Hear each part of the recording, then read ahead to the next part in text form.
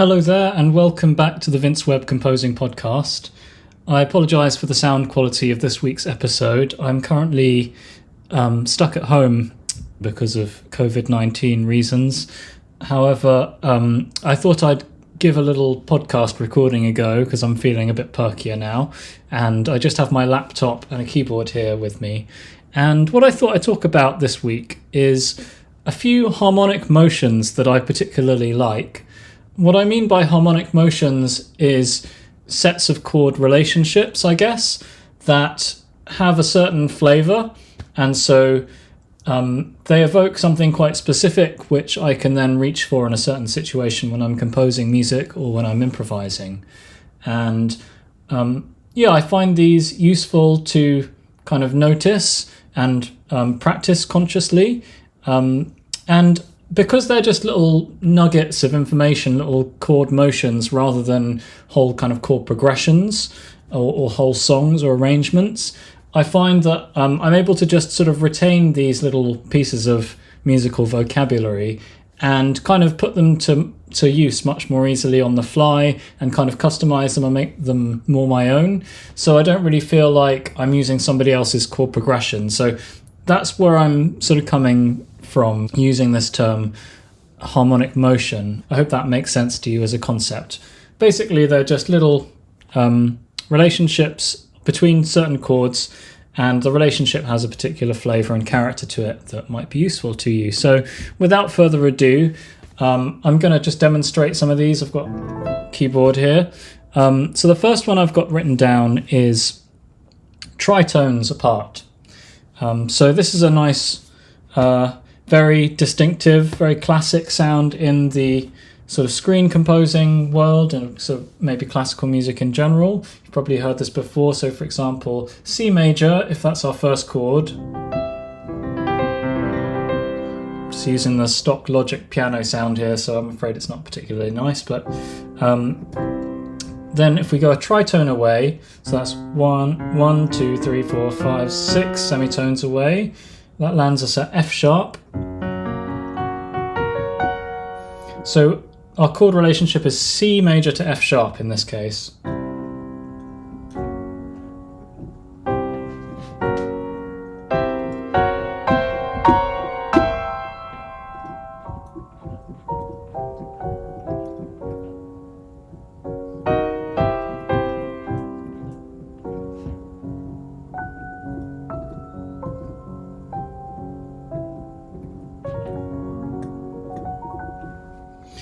This is one of the first harmonic motions that I remember sort of learning about and discovering and sort of pocketing. It's got, a bit of a spacey kind of sound, I guess. Immediately very cinematic and kind of magical and a bit mysterious. So let's just keep playing around with that. I'll pick a different key this time and I'll just improvise a little bit using two major chords, a tritone apart. So how about A flat? So what I find myself quite often doing is, here's my A flat major, holding the A flat, continuing that in the left hand, and superimposing the other chord, the D in this case, which is a tritone away. It creates a nice crunch against that initial chord.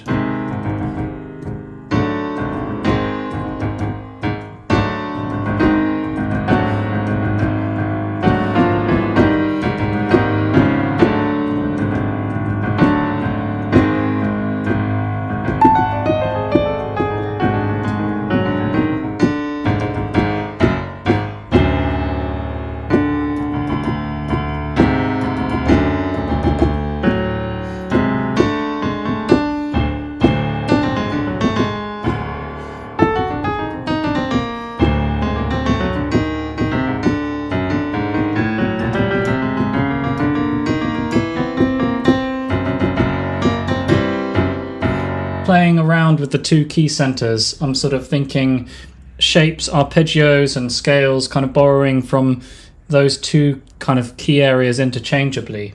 So these harmonic motions are also ways of weaving together melodies as well as playing chords. And that there was a run I played at one point which is just playing the arpeggio, just the triad outlines that you've probably heard a lot. It's a very classic kind of sound. That kind of thing. Or you could just, if you play it in a more kind of open way, you can get something like that, which is cool. But yeah, I really like that. It's kind of got a very tonal, yet also quite out there, quite dissonant feel. Let's try something a bit less action-adventure sounding. So yeah, what I'm going to do is, rather than just playing the whole chord of the second chord, the one that's a tritone away, I'm just going to use notes from that chord to kind of imply it. And what that's going to do is just create these little drops of darkness or tension or uncertainty, that's just going to kind of spice up the initial feeling that we establish. So say we're here in F major.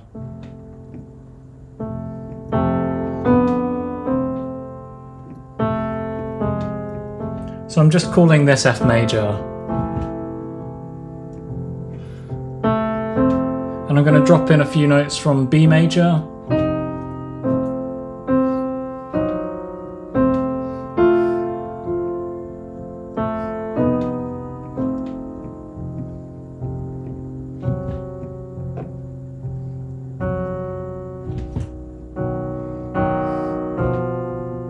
So now I've gone properly to B major. And I'm dropping in notes from F major. And they're kind of spicy notes, basically.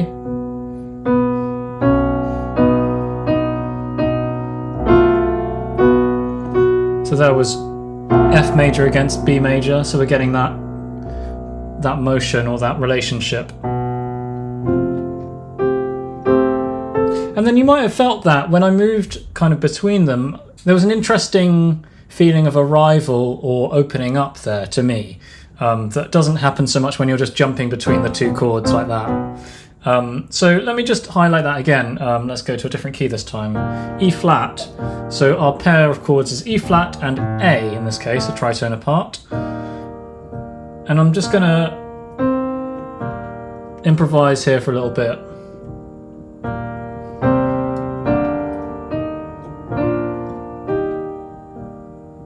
I'm going to just stay here to make the point.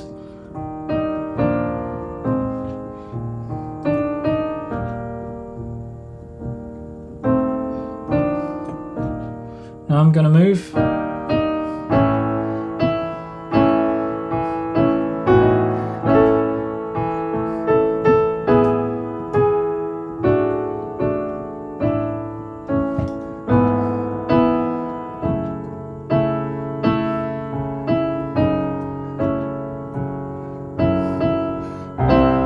There's another tritone move.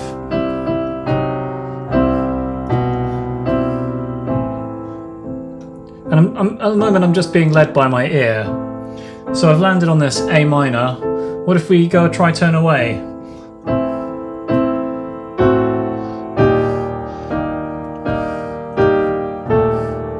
The thing about tritones, and when you use those two chords next to each other, is that they're very far away from each other in terms of the cycle of fifths, if that means anything to you.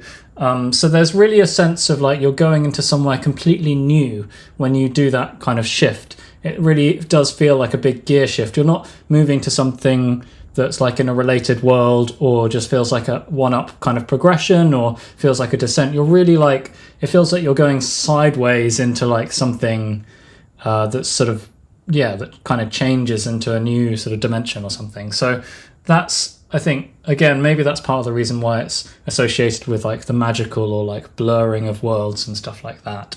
Let's move on to the next example. This one I've dubbed Earth Song.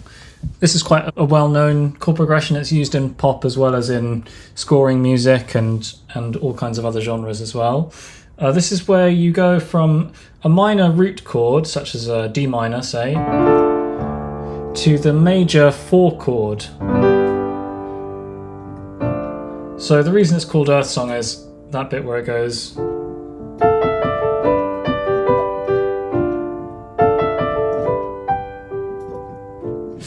So that's that chord motion, that harmonic motion in action. But I find myself going for this all the time. I've used it in several soundtracks myself, notably in Shadow Point it features quite heavily. I love it. It's this kind of beautiful mix of light and shade, so you establish yourself in a minor key, and then you just have this kind of delicate major lift while staying within the kind of shade of the minor.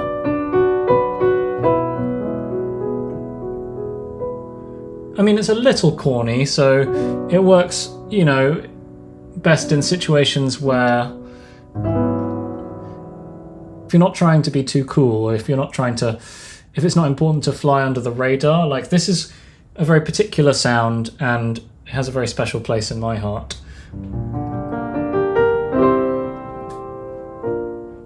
And as a melodic device as well, you can just be kind of, you can be playing around in G minor.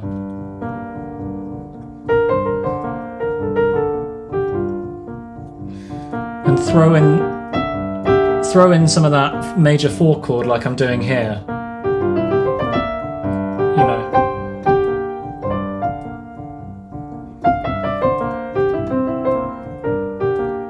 Just kind of lay it on top. It's quite a kind of typical funk sort of thing to do as well if you're just vamping on a rhythm section.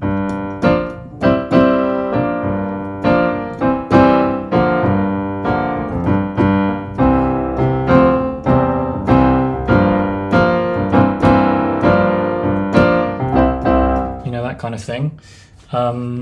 Yeah, I just love it. It's just kind of useful in all kinds of contexts, but there's a very particular kind of beautiful light and shade dappled thing that it gives me for some reason.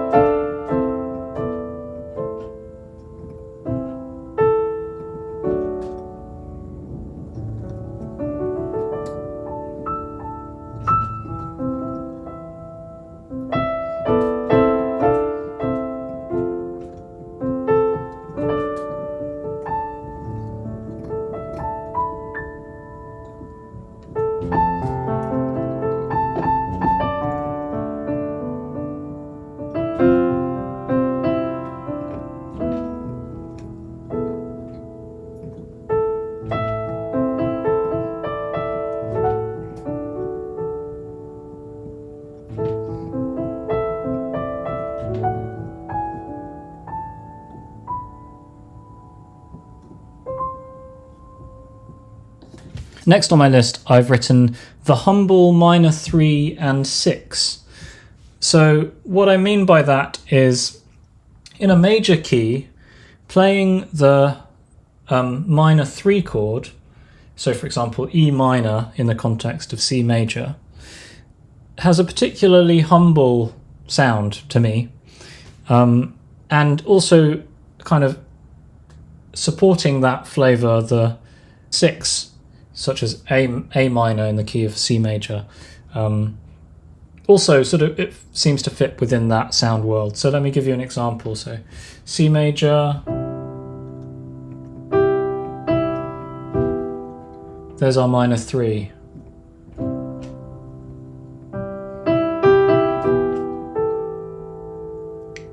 So again, when we're thinking about character drama, we're thinking about trying to speak with the music, speak to a context, or speak to something that's hard to put into words, maybe. It's good to have all of these different sort of atmospheres in our pocket. And this is a really particular one. I guess one of the first things that it brings to my mind in terms of well-known scores is Danny Elfman's Edward Scissorhands and other soundtracks. I think he uses this progression quite a lot.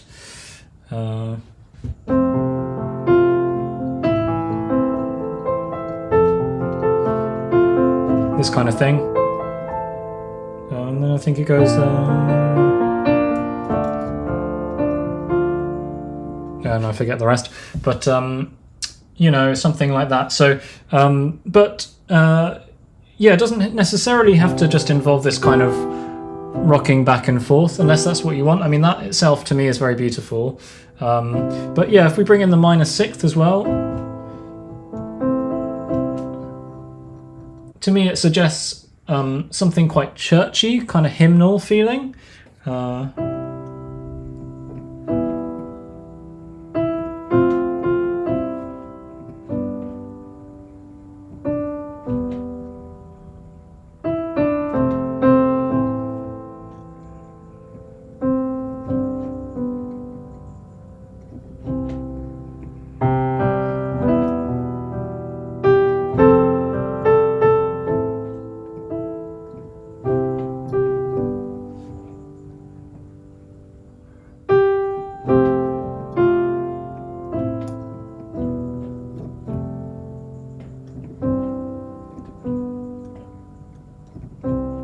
So I was only using very simple 1, 4, 5 kind of chords there, but sort of, I guess, paying particular attention to the minor 3 and the minor 6th as part of the sequence, and kind of leaning into those to give it that kind of melancholic feeling, I guess.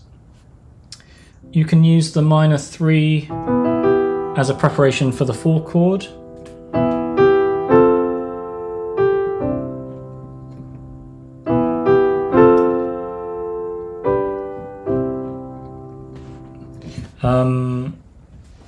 So yeah, for me it works very well for sort of simple folk-like melodies. One of my all-time favourite progressions is this. So going from the 1 to the minor 3 again. So I'm in G major, so I'm going to go to B minor. And then going to the 2 chord, the major 2, which is at A major, but with an added crunch on the D and the C sharp on the 4 chord, so that's a 4 with a sus 4 in the 4 chord.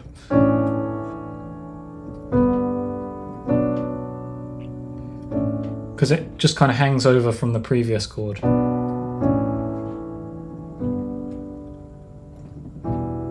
There's our minor 6th.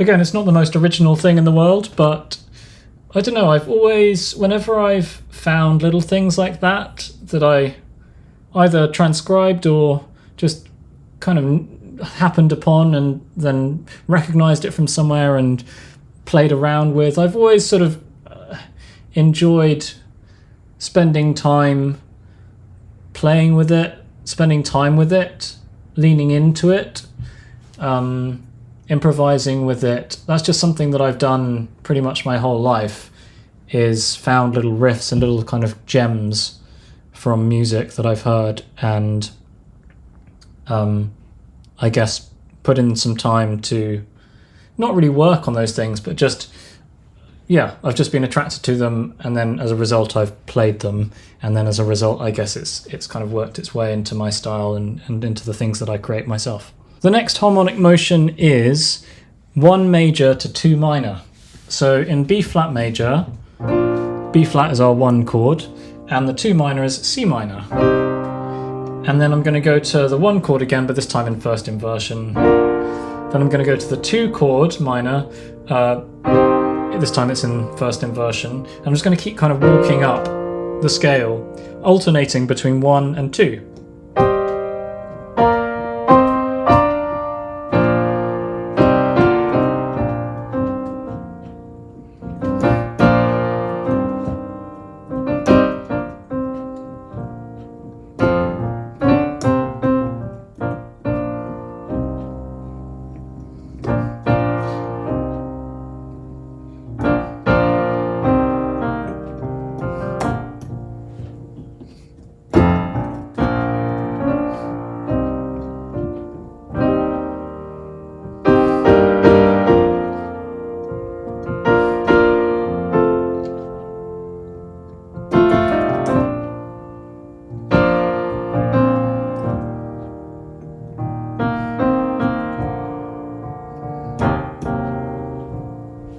So as I've alluded to in my playing there, this is definitely something that you'd associate with the gospel world. But it also shows up a lot in all kinds of other music, and it's generally just a useful way of very easily sliding around in block chords in a very natural way. It works great for block woodwind or brass voicings or even strings, where you want the whole kind of section to slide down a scale or something, like that, alternating between the 1 chord and the 2 chord in a major key. And it's great. I love kind of just oscillating between them. It's slightly beyond the scope of this podcast to talk about block chord voice leading and how to write those kind of block chord trumpet lines that you hear in, especially in 1950s type music. But a lot of it does use this concept of moving around using this alternation. Because the whole point is that you can then describe melodies.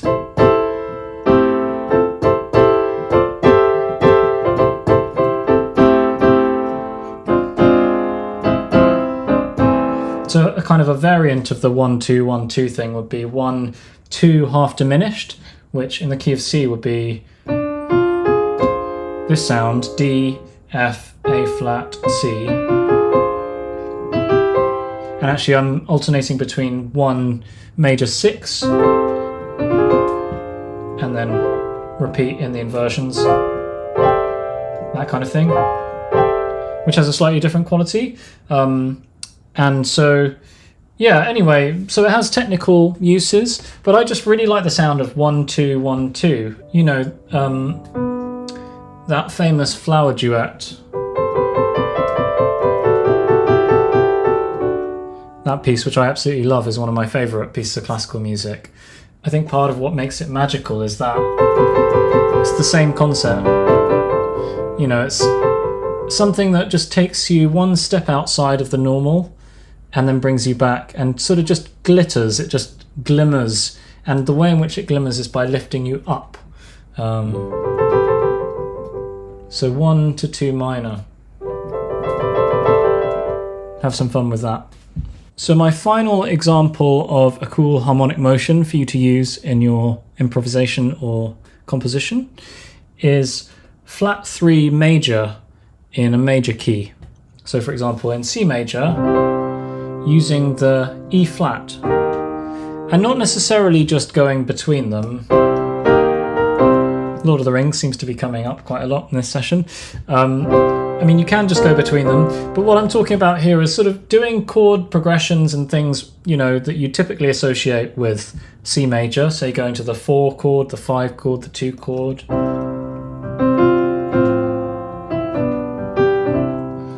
And then throwing in that flat 3 major.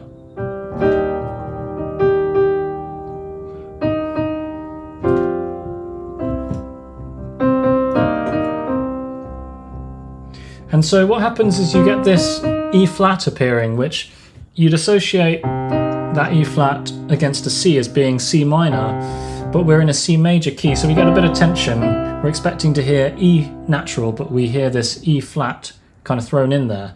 And so this is sometimes referred to as modal mixture. Let me just noodle around with it a little bit to try and give you a feel for what you can do with this.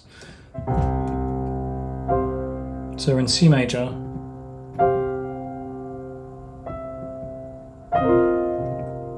There's our E flat.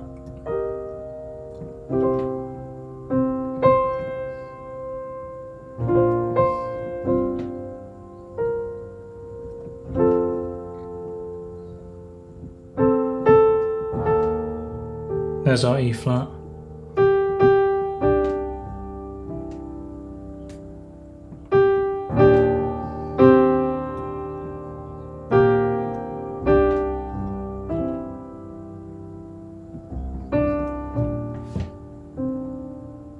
I'm using the major 7th, E flat major 7th,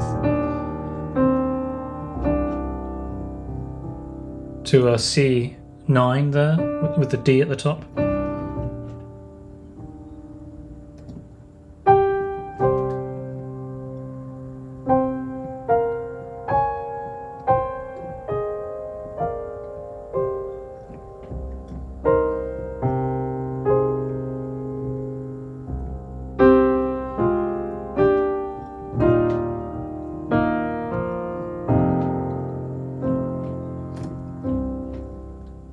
So I particularly like this move from 1 to flat 3 to 4, maybe to 1 over 5. You know, this kind of move.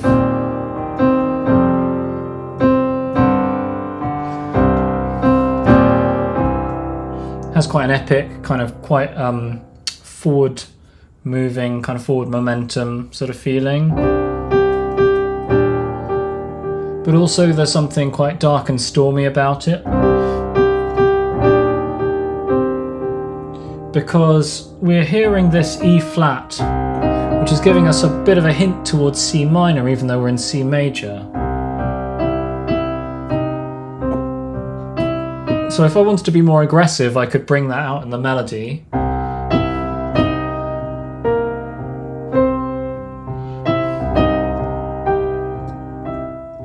You know, we can be more subtle.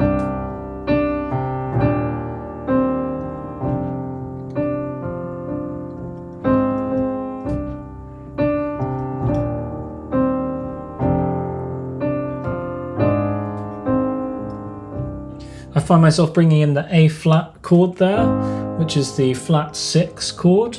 That often works well with the flat 3. It's just, you've almost got this secondary key area starting to emerge, superimposed on the C major. The whole thing just being a minor third up. So you get this sort of interesting kind of, again, it feels like something that's a bit of a theme across these patterns, which is this notion of crossing boundaries, crossing between worlds. You've got this almost two things going on, two worlds kind of happening at once and kind of working together.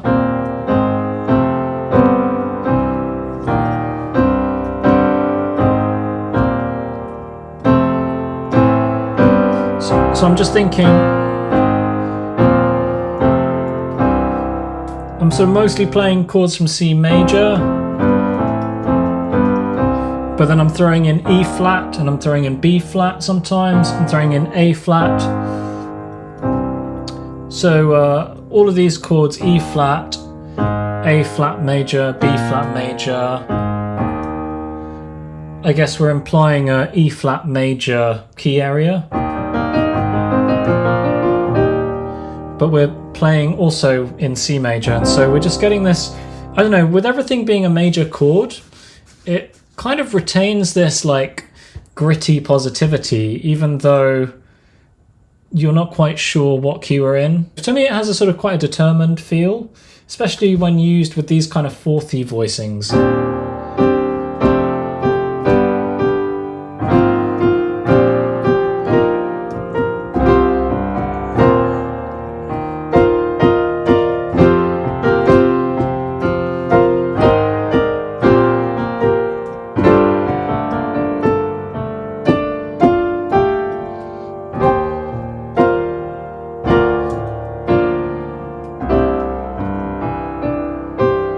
You know, so there's always something quite surprising when you're hearing a lot of E flats and then suddenly you hear an E natural and it kind of brightens it up.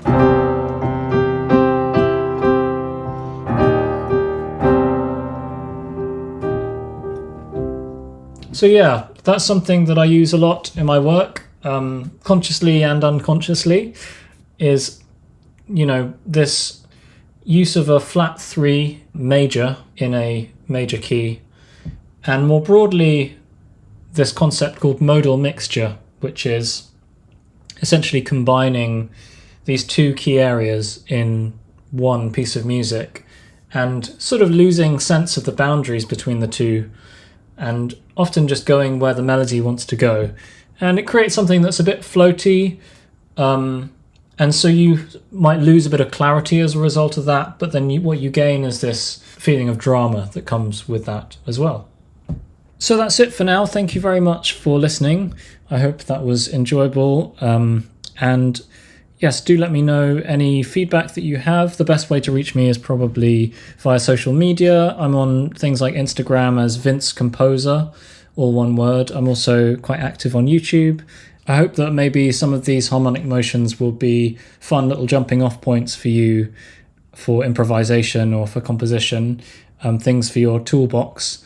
And yeah, let me know how it all goes. I wish you all the best in your creative projects, and hopefully I'll be out of lockdown soon and back to the studio making lots of music, and hopefully making more episodes for you guys in the future. So until next time, thanks very much for listening, thanks for your attention, and I'll see you very soon.